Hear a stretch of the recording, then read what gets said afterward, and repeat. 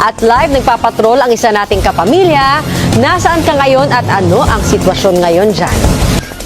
Yes, Bernadette, nandito ako ngayon sa Albay, partikular na dito sa Puro, Legazpi City, kung saan sa ating likuran inyong makikita ang napakalinaw at napakagandang Bulkang Mayon.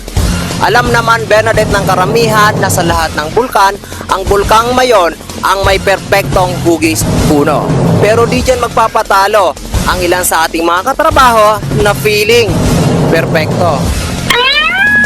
Matapos, Bernadette, ang hagupit ng Bagyong Uwan dito sa Kapikulan, unti-unti na ring naibabalik ang mga linya ng komunikasyon. Samantalang karamihan sa nanonood ngayon ay iniwan at wala nang karelasyon. Yan ang mapanakit na balita mula dito sa Albay. Mr. Arog-Arog nag-uulat. Maraming salamat.